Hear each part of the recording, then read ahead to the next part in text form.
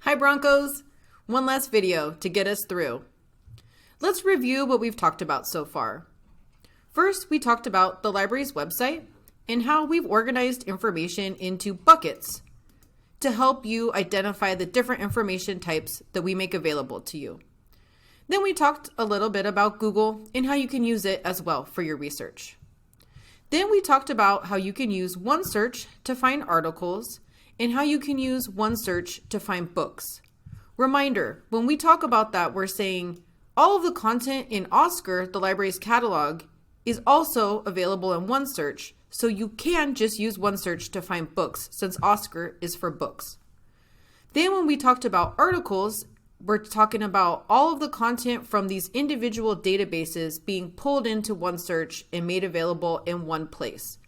So the databases are where those individual articles live, or they have their little homes. Then we talked about ChatGPT and how you can use it to help you get some background information on a topic or even make a timeline or an outline for your paper.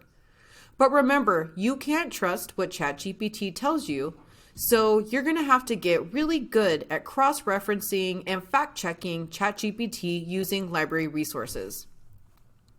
So we're going to take a deep dive into databases to help you with that.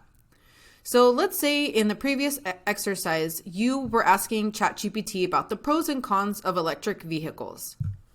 Well, if you wanted to double check what it was telling you, you would need to pick an appropriate database by subject. So what is the subject pertinent to this area of inquiry? Well, we could pick engineering.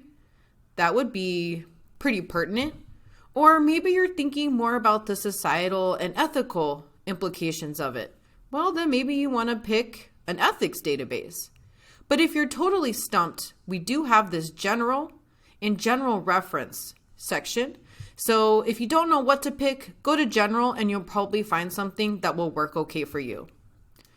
Let's say, on the other hand, that you have an assignment due for your English class, and so you want to find a database that will help you get articles for that assignment. In that case, you could go under here under subject and pick English. There's a couple things to point out once we get to the subject page for English. First of all, it's telling us we have 36 databases tagged for English research.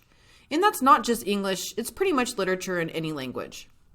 The other thing it's telling us is that we have a librarian dedicated to this subject area, and you can easily contact her to ask a question or to make an appointment.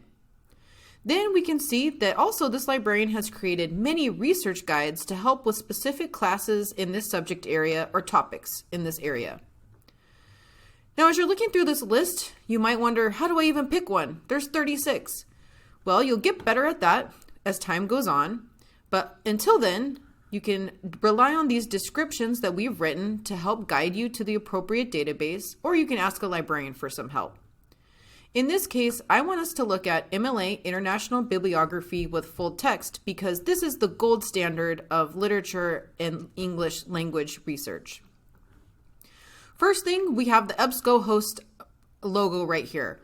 EBSCOhost is the vendor that provides this database to us, but we can see up here that indeed the name of the database is MLA International Bibliography with full text. Now, I'm interested in a very famous African-American poet named Phillis Wheatley because I heard that they found some new poems that she wrote that had never been discovered before, but I want to find out more because I don't know much about it. So I'm going to do a basic search with Phillis Wheatley in the first box and then new poem in the second box. Now, when I get my research results here on this page, I can immediately see that I have 5 results. That's the perfect number. If I have too many, I'm going to be overwhelmed and get exhausted as I'm trying to look through them all. Second of all, these are records or references to the articles that are on my topic. But I have to do a step further to actually find the full text PDF of these articles. This first one here, if the PDF was available in this database, it would be showing up, but it's not. So I have to use this tool, Find It at SCU Libraries, to go find the full text in another database or to do an interlibrary loan request. This second one here, the PDF is available, so I could just grab it and go on my merry way. Or if I wanted to find out a little bit more, I can click through into the record. Now, if I wanted to save it for later, I do not want to grab the URL from the top. It's going to expire and make me very sad later. So what I want to do is use the Tools menu on the right side of the page, click on Permalink, and then copy and paste it from that section that opened up. There's so much more to talk about with databases, but I'll leave it there for now and chat with a librarian if you want to know more.